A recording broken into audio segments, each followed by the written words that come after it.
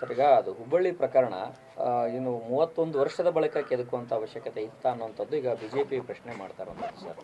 ನೋಡಿ, ನಾನು ನಿನ್ನೆ ಕ್ಲಿಯರಾಗಿ ಹೇಳಿದ್ದೇನೆ, ಕ್ಲಾರಿಫಿಕೇಷನ್ ಕೊಟ್ಟಿದ್ದೇನೆ. ಅವರು ಹಳೆ ಕೇಸ್ಗಳನ್ನೆಲ್ಲ ಈಗ ಎಷ್ಟು ವರ್ಷ ಇಟ್ಕೊಳ್ಬೋದು? ಈಗ ಅವರು ಪೊಲೀಸ್ನಲ್ಲಿ ಅಷ್ಟು ವರ್ಷ ಆ ಕೇಸ್ಗಳು ಇಟ್ಕೊಂಡಿರೋದೇ ಸರಿ ಇಲ್ಲ. ಈಗ ಹಿಂದೆ ಅವರು ಸರ್ಕಾರ ನಡೆಸಿದ್ದಾರೆ, 4 ವರ್ಷ ಅವರು ಕೂಡ ಸರ್ಕಾರ ನಡೆಸಿದ್ದಾರೆ. ಹಿಂದೆ ಮಾನ್ಯ ಯಡಿಯೂರಪ್ಪನವರು ಕೂಡ ಸರ್ಕಾರ ನಡೆಸಿದ್ದಾರೆ. ಈ ರೀತಿ ಹಳೆ ಕೇಸ್ಗಳಿರೋದು ಸರಿನಾ? ಅದಕ್ಕೆ ನಾವು ನೋಡಪ್ಪ, ಈ ಹಳೆ ಕೇಸ್ಗಳನ್ನೆಲ್ಲ ಒಂದು ನ್ಯಾಯ ಈ ಕಡೆ ಆಗಿದ್ರು ಅದು ಆಗ್ಬೋದು, ಆ ಕಡೆ ಆದ್ರೆ ಆಗ್ಬೋದು, ಅವ್ರಿಗೆ ಪನಿಷ್ ಆಗ್ಬೋದು, ಇದೆಲ್ಲ ಖುಲಾಸೆ ಮಾಡ್ಬೋದು.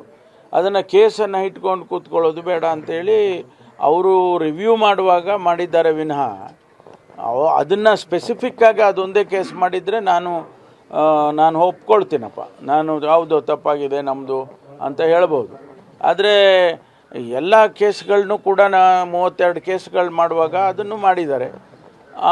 ಅಷ್ಟು ಬಿಟ್ಟರೆ ಅದಕ್ಕೆ ಇನ್ನೇನಾದರೂ ಅರ್ಥ ಅದನ್ನು ಕಲ್ಪಿಸೋದು ಅಗತ್ಯ ಇಲ್ಲ ಅಂತ ನೆನ್ನೆನೂ ಹೇಳಿದ್ದೇನೆ, ಈಗಲೂ ಹೇಳ್ತೀನಿ. ಏನ್ರಿ ಅದು ಕೋಇನ್ಸಿಡೆನ್ಸ್ ಆಗಿದೆ, ಕೋಇನ್ಸಿಡೆನ್ಸ್ ಆಗಿದೆ. ಈಗ ಬೇರೆ ಕೇಸ್ನಲ್ಲೂ ಕೂಡ ಬೇರೆ ಹಿಂದೂಗಳಿಲ್ವಾ? ಅಲ್ಲಿ ಬೇರೆ 32 ಕೇಸ್ನಲ್ಲಿ ಬೇರೆ ಕೇಸ್ಗಳಿದ್ದಾವಲ್ಲ, ಅದರೊಳಗಡೆ ಹಿಂದೂಗಳಿಲ್ವಾ? ಅನೇಕ ಜನ ಇದ್ದಾರೆ, ಹಿಂದೂಗಳಿದ್ದಾರೆ. ಅವ್ರನ್ನ ಮತ್ತೆ ಯಾಕೆ ನಾವು ಇದಕ್ಕೆ ಹೋಲಿಕೆ ಮಾಡಬಾರ್ದು? ಸುಮ್ಮನೆ ಅದನ್ನು ರಾಜಕೀಯ ಉದ್ದೇಶದಿಂದ ಇದನ್ನು ಮಾಡೋದು ಸರಿ ಇಲ್ಲ ಅಂತ ನಾನು ನೆನ್ನೆ ಹೇಳಿದ್ದೇನೆ, ಈಗಲೂ ಅದೇ ಹೇಳ್ತೀನಿ.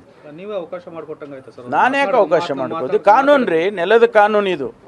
ಅದನ್ನು ನೀವು ಯಾಕೆ ಅದನ್ನು ಆ ರೀತಿ ತಿಳ್ಕೊಳ್ತೀರಾ? ನೆಲದ ಕಾನೂನು ಇದು. ನೆಲದ ಕಾನೂನಿನ ಪ್ರಕಾರ ಈ 32 ಜನಕ್ಕೆ ಆಗಿರೋದು ಅಲ್ಲದೆ ಇದು ನಿಮ್ಮೊಬ್ಬರಿಗೆ ಆಗಿದೆಯಾ? ಹಾಗಾದ್ರೆ ನಿಮ್ಮೊಬ್ಬರಿಗೆ ಒಂದು ನ್ಯಾಯ, ಅವರಿಗೆಲ್ಲ ನ್ಯಾಯ ಇಲ್ವಾ? ಅವರೆಲ್ಲ ಅನೇಕ ಜನ ಹಿಂದೂಗಳಿಲ್ವಾ ಅದರಲ್ಲಿ? ಸುಮ್ಮನೆ ಅದನ್ನು ಬೇಕು ಅಂತೇಳಿ ರಾಜಕೀಯ ಮಾಡೋದು ಸರಿ ಕಾಣಿಸೋದಿಲ್ಲ ಅಂಥೇಳಿ ಮತ್ತೊಂದು ಸಾರಿ ನಾನು ಹೇಳ್ತೇನೆ, ಇದಕ್ಕೆ ಯಾವ ರಾಜಕೀಯ ಬಣ್ಣ ಬೇಡ. ಅದು ಕಾನೂನು ಏನು ಕ್ರಮ ಮಾಡುತ್ತೋ ಕಾನೂನು ಪ್ರಕಾರ ಏನಾಗುತ್ತೋ ಆಗುತ್ತೆ. ಎಲ್ಲ ಕಡೆನೂ ಮಾಡ್ತಾ ಇದ್ದಾರೆ. ಹೌದು, ಎಲ್ಲ ಕಡೆನೂ ಮಾಡ್ತಾ ಇದ್ದಾರೆ. ಅವರವರು ಜುರಿಸ್ಡಿಕ್ಷನ್ನಲ್ಲಿ SP ಗಳು, ಕಮಿಷನರ್ಗಳು ಅವರವರು ಅದನ್ನೆಲ್ಲ ಮಾಡ್ತಿದ್ದಾರೆ. ಅದನ್ನು ಬಿಟ್ಟು ನಾವು ಸುಮ್ಮನೆ ಇದಕ್ಕೋಸ್ಕರ ಮಾಡಿದ್ದಾರೆ ಅಂತೇಳಿ ರಾಜಕೀಯ ಬಣ್ಣ ಮಾಡೋದು ಸರಿ ಕಾಣಿಸಲ್ಲ ಅಂತೇಳಿ ಮತ್ತೊಂದು ಸಾರಿ ಹೇಳ್ತೇನೆ ನಮ್ಮ BJPಯ ಸ್ನೇಹಿತರಿಗೆ.